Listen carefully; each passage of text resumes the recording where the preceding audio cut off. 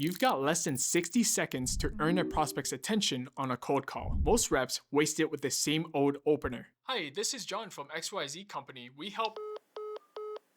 Hello? If your opener sounds like a pitch, you've already lost them. But what if you could flip that dynamic in under a minute?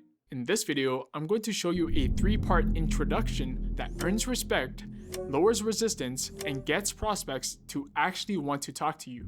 Let's get into it. Step 1, start with a pattern interrupt. Most calls scream, I'm a salesperson trying to sell you something. So your job is to smash that pattern immediately. Hey John, would you throw your phone out the window right now if I told you this was a cold call? Credit to Underdog Sales for this approach. He opens his calls with lines like, Would I totally ruin your day if I told you it's a cold call? Probably. Go on. Good morning.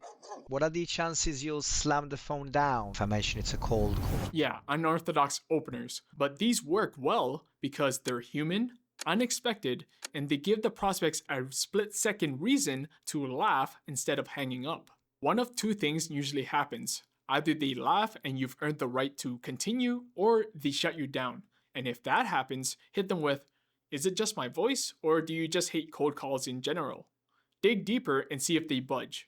The second part is called the reverse pitch. This is where most reps mess up. They get permission to continue, and then they immediately drop back into pitch mode. Don't do that.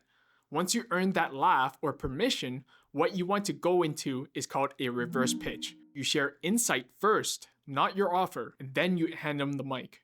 This is what it sounds like. Yeah, I'm calling because I've spoken with other VP of sales at companies like Salesforce and HubSpot, and their biggest issue isn't finding leads, is that the reps are wasting hours chasing bad data, which are wrong numbers, bounced emails, outdated information. How does that compare to your situation? So there's 3 components to that.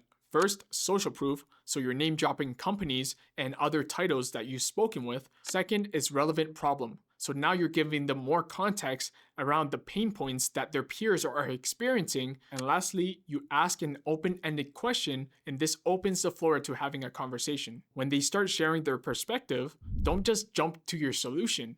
Dig deeper on what they just said. Oh, that's interesting. We've heard similar issues from our other sales teams. So when you said reps are spending more time verifying data, what does that actually look like day to day? At this point, they're going to open up to you because they view you as a trusted peer who understands their pain. And once you get enough context around their situation, part 3 is to invite them to a next step.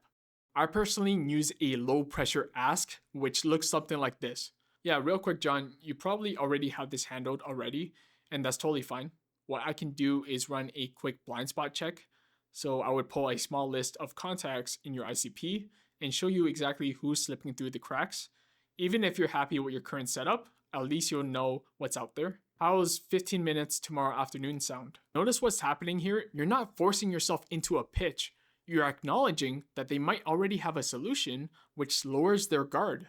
Then you're offering something concrete that they can actually see value in. Stop thinking about your introduction as a pitch. Instead, think of it as an exchange of value. Your prospects should walk away thinking, wow, this person actually understands me, not, yeah, he's just like every other rep I've talked to. So before your next call, write down 3 problems you've heard from similar companies, 1 specific example or story, plus 2 questions that shows you understand their world. Then practice it until it feels natural, not scripted. And the best reps don't sound like salespeople at all. They sound like trusted advisors who happen to have a solution. Master your first 60 seconds and you won't have to chase conversations anymore. They'll chase you.